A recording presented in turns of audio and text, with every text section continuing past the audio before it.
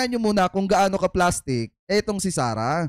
Buti na lang, may nakita tayong post mga kababayan patungkol dito nung panahon ng eleksyon na yung ipinagmamalaki ni Sara Duterte, ngayon sinisiraan niya at pinagbabantaan niya ang buhay. Eto, pakinggan nyo mga kababayan, dito nyo makikita kung gaano ka-plastic yung si Sara Duterte. Ano pa ito, i-play na po natin. BBM ang dapat maging presidente, mababait, masipag, higit sa lahat, hindi magnanakaw, hindi corrupt. Love you, BBM. Love you, BBM. Tingnan nyo yan mga kababayan ha. Si Sara na mismo nagsabi na si BBM karapat dapat maging presidente. Bakit? Hindi magnanakaw, hindi corrupt mga kababayan at masipag. Nag-I love you pa nga siya kay PBBM. Tapos ngayon mga kababayan, sinisiraan niya na, pinagbabantaan niya na. At kung ano-ano mga pakulo ang ginagawa nila, katulad na lamang mga kababayan nito. Wait lang, bago tayo pumunta sa main topic natin, ulitin pa natin ang isa. BBM ang dapat maging presidente, mababait, masipag, higit sa lahat, hindi magnanakaw, hindi corrupt. Love you, BBM. Ngayon mga kababayan, meron silang mga matitinding pakulo sa kanilang mga rally. Na kung saan mga kababayan, di ba nabisto na yung pagiging bayaran ng iba, na kung saan hinahakot nila, pinapangukuhan nila ng 500 pesos mga kababayan, pero kalaunan i-iskamin po nila at 200 lang yung ibibigay. At ngayon mga kababayan, syempre nabisto na sila doon, ibang estratehiya na naman ang ginagamit nila ngayon, na kung saan yung batang walang kamuwang-muwang na wala namang alam sa kung ano ang nangyayari sa ating lipunan mga kababayan, talagang hinahayaan nilang birahin ng gobyerno. Saan kayo nagkatala? Lagi natin ito sinasabi mga kababayan, ang kabataan ang pag-asa ng bayan. Kaya dapat i-guide sa tama, hindi hayaan at turuan na magalit sa gobyerno. Saan kayo nagkatala? Ang daming matatanda dito na mga taga-suporta ni Sara, kuno, mga kababayan, na ipinagtatanggol si Sara, nagrarally at kung ano nung pinaggagawa, na nakatingin lang dun sa bata habang pinagsasalitaan ng hindi maganda ang gobyerno. Di ba dapat mga kababayan, kung ikaw ay nasa tamang katinuan at ikaw ay matanda, dapat i-guide mo yung bata na maging tama. Hindi yung tuturuan ninyo na magalit sa gobyerno. Ito, pakinggan nyo mabuti to. Kawawa naman yung magulang nito. Kung ano-ano nangyari, tumaas ang diesel, tumaas ang mga presyo ng bigas. Kaya kami nagagalit sa'yo, lalo na kaming mga kabataan, nung mga sa'yo, lalo na ako, na akala ko mapapabuti mo ang Pilipinas. Di ba mga kababayan, tumaas daw ang presyo ng diesel, tumaas daw ang presyo ng bigas mga kababayan. Kaya doon nagagalit sila, lalo na daw yung mga kabataan. Dito sa gobyerno ni PBBM. Hindi nyo ba alam mga kababayan, dapat tinuturuan nyo yung mga kabataan na dapat mga kababayan, wag nilang husgahan at wag nilang siraan ang gobyerno at wag nilang isisi sa gobyerno kung ano yung nangyayari sa bansang Pilipinas. Dahil unang-una mga kababayan, ginagampanan lang naman ng ating gobyerno yung trabaho nila, na kahit papaano maibsan mga kababayan yung pagbabago ng panahon. Wala na po tayo mga kababayan sa panahon na kung saan mura pa yung mga bilihin. Dapat ang itinuturo sa mga kabataan mag-aral ng mabuti. Para pag nag-aral ka ng mabuti, paglaki mo maging negosyante ka or di kaya naman magkaroon ka ng magandang trabaho para may pambili ka ng bigas. Hindi yung tuturuan yung maging tamad at puro sisi sa gobyerno. Nakaasa ka na nga sa gobyerno, tuturuan mo pang sisihin yung gobyerno. Di ba mga kababayan? Anyway, pagpatuloy pa natin. Pero anong ginawa mo?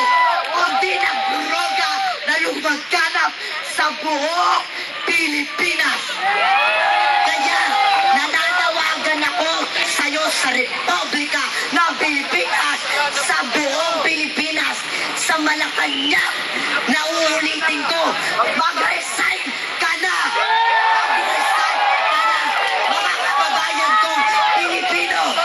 Sabay natin isigaw. Mag-resign! Mag-resign! Mag-resign! Mag-resign! So paano kaya na-attempt ng ating vice presidente mga kababayan na yung kanyang mga taga-suporta at yung kanya mga coordinator ay gumagamit ng bata para ipanawagan ang pagbibitaw ni PBBM. Paano kaya nila naate mga kababayan na makita itong batang ito na saglip na nag-aaral, kasama nila diyang mag-rally at nagbababad mga kababayan, nagpupuyat. Diba? Tingnan nyo. Yan ba ang ituturo ninyo sa mga kabataan na magalit sa gobyerno? At maging tamad, tapos pagka nawala ng pagkain, nawala ng pambili ng pagkain, maninisi ng gobyerno mga kababayan at puro reklamo laban sa gobyerno. Yan ba? Ang alam ko mga kababayan, bawal yan. Magrarally gagamit ng bata. Diba? So sana makarating ito mga kababayan kay Sara Duterte at saka alam ko naman na itong si Sara naging sekretarya ng DepEd. At alam ko naman na lagi mong sinasabi, alam nating lahat mga kababayan, nung siya pa ang sekretarya ng DepEd, na gusto niya nang magkaroon mga kababayan ng magandang edukasyon para sa mga bata. Ano to nakikita natin ngayon? May isang bata na parang walang pinag-aralan na naninisi sa gobyerno at binabastos mga kababayan ang presidente, ang gobyerno ng Republika ng Pilipinas. At puro paninisi yung pinagsasasabi.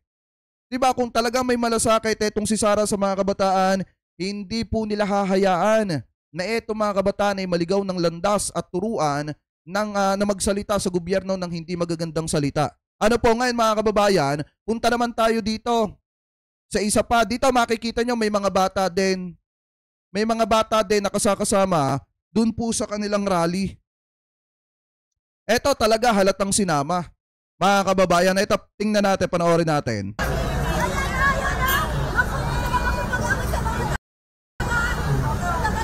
Eto tingnan nyo Tingnan nyo yung bata kumakain pa ng biskwit Yan Kita nyo ba mga kababayan? Kasama ng mga magulang dyan sa rally habang nakaupo dyan. Kaya nakikita nyo itong bata dito sa gilid. Ayan di ba bawal yan? Pupunta sa rally may mga kasamang bata. Bawal yan. Ngayon ipagpatuloy pa natin. Ay kuya, wag basta magkuha ng Hindi na naman. Bakit po bawal? Ito pa yung isa mga kababayan Di ba puro bata? Puro bata yun na andi dito Kasama nila sa rally mga kababayan para patalsikin ang presidente ng Republika ng Pilipinas. Nabuking kasi sila dun sa hakutan system, dun sa bayaran system mga kababayan. Kaya ngayon kung sino-sino na lang yung hinihikayat nila na sumama sa rally nila at yung iba na mga magulang dyan, isinasama nyo yung mga anak nyo dyan sa rally. Ayan Ito, dalawang bata. Ipagpatuloy pa natin. Bakit po? Bawal po kami kumuha? Muna kayo. Bawal yan po. Sino po nagsabi bawal kami kumuha? Bakit po? Bawal! Sinungaling kasi Hindi ko, kayo. sabi po ni Ka Eric, pwede naman kami dito. Bakit po? Ito kasi mga kababayan yung binibidyuhan ng media. Kaso nakita nitong dalawa, pinagbabawalan nila na mag-video yung media at tutukan sila ng camera. Kasi nga mga kababayan, bawal daw. Pero ang sabi nitong si Eric Celis, yung kanilang tinuturing na head dyan sa mga rally na yan, mga kababayan, pwede naman mag-cover ang media. Dapat nga magpasalamat pa sila sa media kasi nakikita ng mamamayan kung paano nila balahurain ng gobyerno. Dapat magpasalamat pa kayo sa media dahil pinapansin kayo. Swerte nyo nga Kahit walang kakwenta-kwenta, yung pinaggagawa ninyo, pinapansin pa kayo ng media. At hindi kayo iniitsapwera. Tapos ngayon sasabihin nyo, binabaligtad yung kwento. Ibinibidyo lang naman kayo. Di ba? Ipagpatuloy pa natin. Po, sinasabi niyo bawal kami. Kasi hindi nyo nilalabas Teka lang yung ma'am. totoong Teka lang ma'am. kwento. Siya muna. Kasi sinungaling nga, sino video na lang kami. Ano po ma'am? Sige. Sige, ito naman si ma'am. Tanong natin si ma'am. Ano po ma'am? Sabi niyo po? Ano po sabi niyo? Okay, tanyo kung gaano kabastos namamana yung ugali ni Sara. Siya muna. Kasi sinungaling nga, sino video na lang kami. Ano po ma'am? Sige. Sige, ito naman si ma'am. Tanong natin si ma'am. Tingnan nyo to kung gaano kabastos. Natin si ano po ma'am? Sabi niyo po? Ano po sabi niyo? Sabi po ni Ka Eric, pwede kami Mga kumuha rito sinungaling kasi kayo. So ano po sabi niyo? Hindi nyo pinabalita yung totoo. Ano po ba totoo?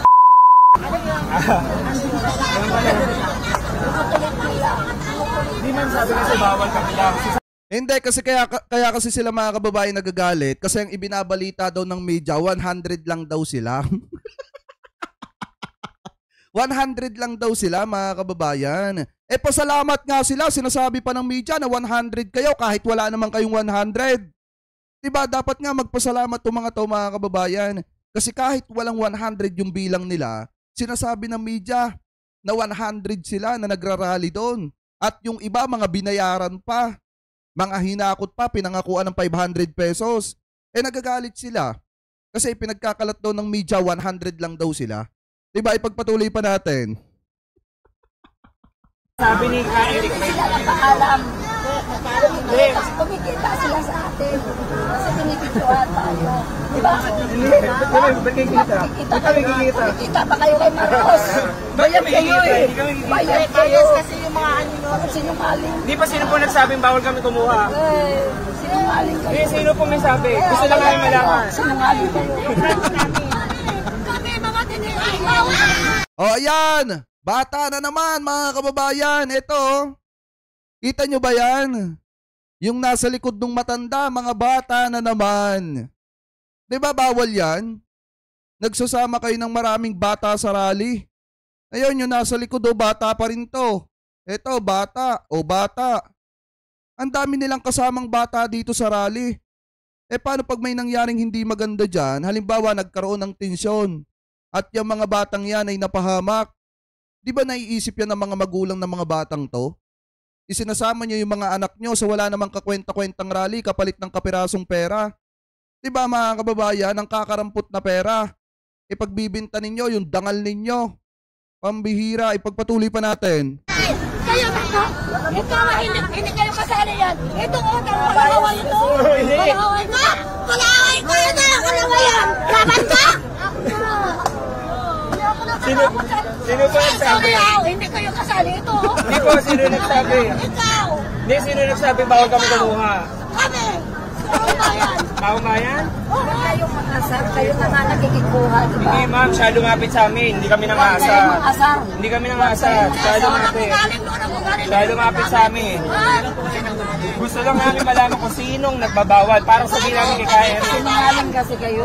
Oo. Sige po ha. Sige. Yan o. Oh.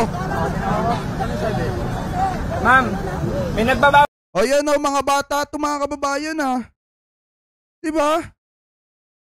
Paano kaya naatim ni Sara Duterte na makita na yung kanilang mga parali, mga kababayan dyan sa EDSA, eh marami mga batang kasama. Eh di ba biruin nyo mga kababayan, nagbababad sila dyan ng gabi. Umaabot pa nga ng madaling araw, dyan na sila natutulog yung iba. Tapos yung iba may mga kasama pang bata. Yung bata kung nagpupuyat, yung mga tao na naandya dyan, yung mga nanay, yung mga anak nagpupuyat din. Katulad na nga lang mga kababayan, nung bata kaninang sinisisi ang gobyerno. Pinagsasalitaan ng hindi maganda ang gobyerno. Diba? Gamit na gamit ang mga bata dito sa raling ito. Kaya dapat ipatigil na ito at gawaan ng tamang aksyon ito ng ating gobyerno para hindi naman madama yung mga batang inosenteng wala namang alam. Diba? Ipagpatuloy pa natin. Bawal ma'am? Oh, wala raw. Oh. Grabe no?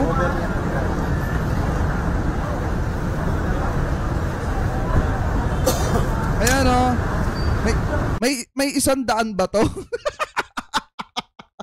May 100 ba to mga kababayan? Eto press 1 nga kung tingin nyo may 100 to. Etong naandi dito mga kababayan. Press 1 nga kung tingin nyo 100 nyo mga yan. Press 2 kung hindi.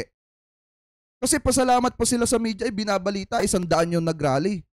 Kahit wala namang 100. Pagpatuloy pa natin.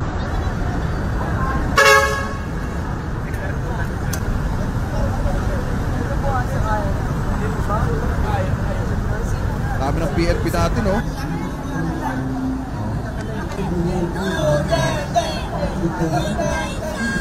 Oh, ayan, oh. Oh, mga bata to, mga kababayan. Ayun, oh. Oh. Grabe.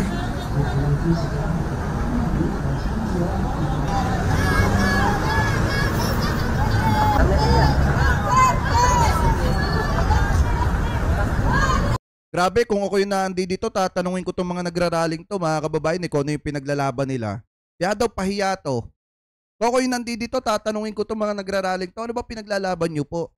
Bakit po isinisigaw ninyo si Duterte? Ano po bang meron? Di ba, mga kababayan? Kasi dyan makikita kung bayad talaga yung mga yan or hindi kapag ka tinanong mo kung ano yung pinaglalaban nila, kung bakit sila naandya dyan at halos dyan na sila matulog. Mga kababayan, di ba? So ngayon, since nabuking mga kababayan yung ginagawa nilang bayaran system do sa mga hakot-hakot nila at yung mga paggamit nila ng bata dito, punta naman tayo dito sa isa pa na kung saan mga kababayan, ito yung patuloy, kilos protesta ng mga Duterte supporter, mga kababayan dyan sa may EDSA, na kung saan pinalagan daw nila yung about dun sa issue ng bayaran, mga kababayan, at sinisigaw nila na hindi naman daw po sila bayaran. Ito, i-play po natin. Ito po ay tinatawag na EDSA Shrine para po ito sa pangkalahatang Pilipino. Mahigit 100 Duterte supporters ang nananatili sa may EDSA sa ikatlong araw ng protesta. Karamihan sa kanila, mga vlogger at aktibo sa pagtatanggol sa mga Duterte sa social media. Diba? Mismo maliwanag do sa media. Ang karamihan na naando doon sa mga rally nitong si Digong dyan sa EDSA ay mga vlogger at yung mga nagtatanggol sa social media. Ngayon yung sabihin hindi sila nagbabayad ng vlogger. Ngayon yung sabihin walang bayarang vlogger dyan. Diba? Akusa kayo ng akusa sa amin na kami bayaran. Naandi dito lang naman kami sa mga bahay namin, no? Nakatutok lang kami kung ano yung nagaganap dyan. Minomonitor lang namin yan, mga kababayan. At naghahanap lang kami ng mga balita na talagang matatalakay sa publiko para mabigyan ng kaliwanagan ng mamamayan. Ito, maliwanag dito. Marami ang mga vlogger dyan.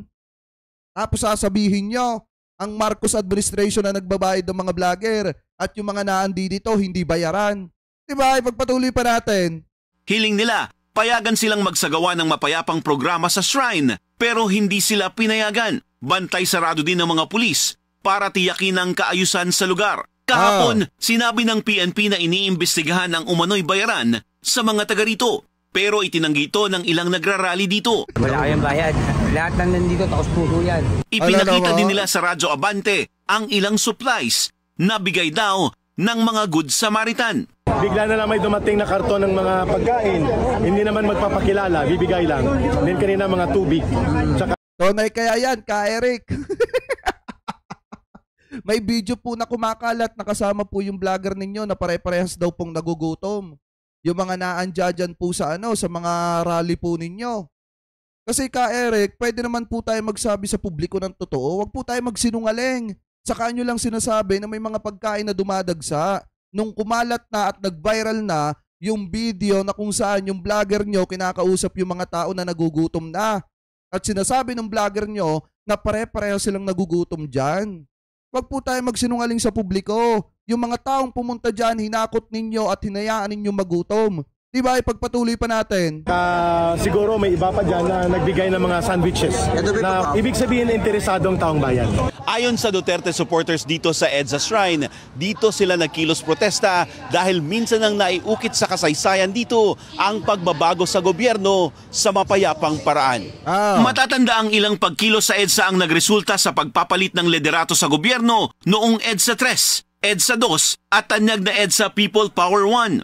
Sabi ng veterano ng EDSA 1 kung saan mapayapang napatalsik ang diktadoryang Marcos Sr. na si dating Senador Gringo Honasan, huwag daw sanang abusuhin ang mga aral ng kasaysayan sa EDSA. Do we want to take shortcuts again every time we develop a sense of national impatience?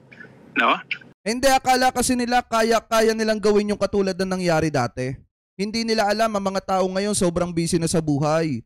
Pangalawa, mga kababayan, mas tutok na sila sa kanilang pamilya at yung iba naman ay gising na dahil nga sa panahong ito ngayon malakas na ang social media at mas nakikita na ng mga tao kung ano yung totoo sa hindi, mga kababayan. Kaya nga ngayon, kung titingnan nyo, kapag ka mga DDS at sinasabi nila malakas sila sa social media, natural, may mga troll, farm yung mga yan, mga kababayan. Kaya kapag ka gumawa sila ng against the government, mga kababayan, marami talaga nagre-react kasi nga napakarami ng kanilang troll.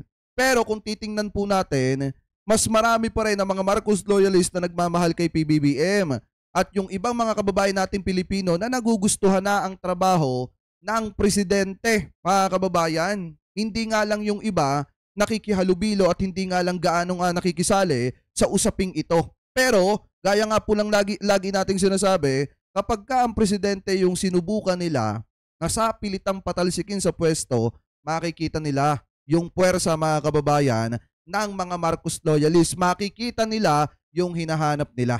Ano po ngayon, ipagpatuloy pa natin. Then we go to the streets or we go through another uprising from the military.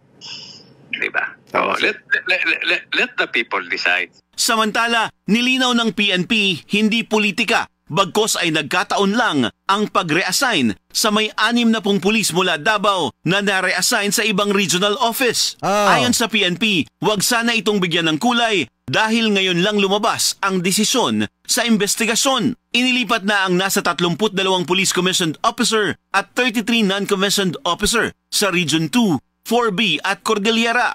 Matatandaang ang hakbang na ito ay resulta ng natuklasang double blotter ng PNP sa ilang istasyon ng pulis sa Davao City. Hindi naman masabi ng PNP kung tinanggap na ni BP Sara ang 25 pulis na papalit sa mga sundalong ipinaparikol matapos masangkot sa insidente sa House of Representatives nitong Sabado. Ayon pa kay Police Brigadier General Jean Pajardo, maaaring matulad ito sa ibang pulis na na-detail sa OBP na di umano'y underutilized. Nagkomento rin siya sa pahayag ni BP kahapon na umano'y nakakahiya ang PNP dahil hindi nila alam ang banta sa buhay ng ikalawang pinakamataas na opisyal ng... Wala naman nga kasi talagang banta sa buhay ni Sara. Siya lang ang nagsasabi niyan, mga kababayan. Siya ang nagbanta. Pero yung sinasabing banta sa buhay niya, wala tayong nakikita pa. Bansa. On the part of the PNP, ay we defer doon sa Presidential Security Command na siya ang in charge sa security and safety ng Presidente and Vice President. Ang PNP naman ay open na imbestigahan itong mga threats na ito. Ipinagkibit-balikat lang naman ni BP Sara ang issue sa kanyang seguridad. Tuloy din ang kanyang engagements katulad sa Zamboanga kahapon at sa Pangasinan ngayong araw. Para sa Agenda, Francis Polbe, BNC. At dahil nga ngayon, mga kababayan, itinanggi daw. Itinanggi daw, mga kababayan, ng mga nagraraling bayaran yung iba. Hindi ko nilalahat, ha. Sinasabi ko, yung mga nagraraling bayaran yung iba na hindi naman daw, wala naman daw pong bayaran. At yun daw po ay kusang loob lamang yung pagpunta daw dyan sa EDSA para patalsikin si PBBM. Ang sa akin lang naman, mga kababayan, kung wala talagang bayaran, bakit may mga taong nagrereklamo na hinakot lang sila? Wala naman silang alam. Tapos nagutom lang sila at wala namang napala at na-scam pa yung 300 pesos, mga kababayan, doon sa 500 pesos na ipinangako po sa kanila. Kaya nga, mga kababayan, ito doon sa mga kababayang Pilipino po natin, especially doon sa mga magulang, kung talagang mahal ninyo ang mga anak ninyo, huwag niyong hayaang makihalok sa mga usapin na wala naman silang alam. Kasi kawawa po yung utak, mga kababayan, nung ating mga kabataan na bibrainwash at talagang tinuturuan na manira. Mga bata pa magaling ng manira. Paano pa pagtanda ng mga yan? Diba? Kaya nga yung mga magulang dyan, kung talagang mahal nyo yung mga anak ninyo, ilayo nyo sa ganyang klase ng gawain, hindi po maganda yan. Gamit na gamit ang mga bata sa raling ito at dapat maimbestigahan ito, mga kababayan, at matutukan ito ng ating gobyerno kasi hindi po tama yan.